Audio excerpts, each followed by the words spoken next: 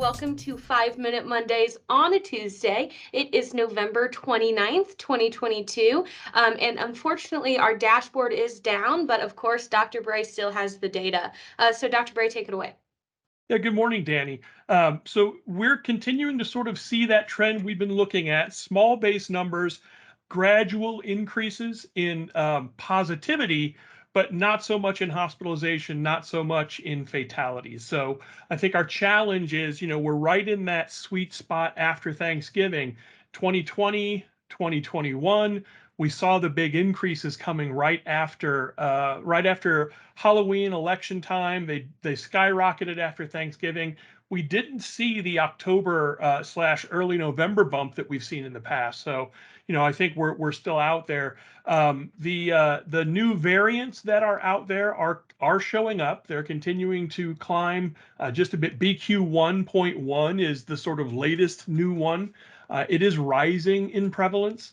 But the bottom line is we're still sort of holding our own and holding steady. So the good news is the latest variants don't seem to be any more creating any more serious illness than what we've seen, which again is the general progression of most viruses: more contagious, less serious illness. It's still, of course, a threat to folks who have compromised immune systems, to folks who are on certain medications or have pre-existing comorbidities. So, we've still got to make sure we're taking care of each other. We got to be washing our hands and mindful of not getting other people sick if we're sick, not just with COVID, but also with RSV and with flu. That's the season that we're in. So that's the story in a nutshell. As far as the dashboard goes, state re-engineered some of their data. We now have to re-engineer the dashboard to pull it in correctly. So that's our status update there. Thanks, Dr. Bray. I'm going to kind of throw you a random question, so let me know if you want to continue with it. But I do know that the Georgia runoffs are happening next week, and a lot of people have kind of been asking me what that is and why it's happening. Do you have any information on that? And Sure. I don't know, any data behind what a runoff in an election is? Sure. So in some states, the person with what's called the plurality of the votes wins, the person with the largest percentage, even if that percentage is less than 50. We've seen that in presidential elections in the US, especially in the presence of a third party candidate.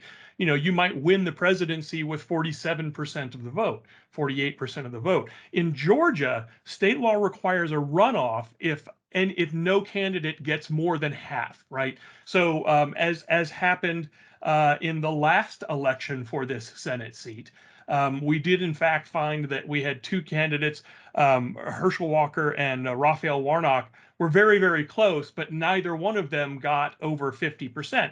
So the top two candidates then go in and have a separate election, right? So, and again, this one takes particular attention because just like last time, it will in fact impact the balance in the Senate. The last time it was the seat that gave a 50-50 split.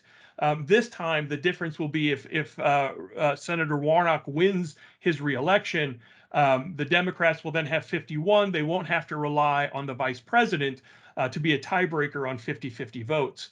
It still sort of leaves us in the same boat we were in before because of the rules that they have in the Senate, which are designed to foster bipartisanship. A lot of times you can't get something done without 60 votes, right? So, whereas in a majority, a clear majority, you can rely on sort of party allegiance.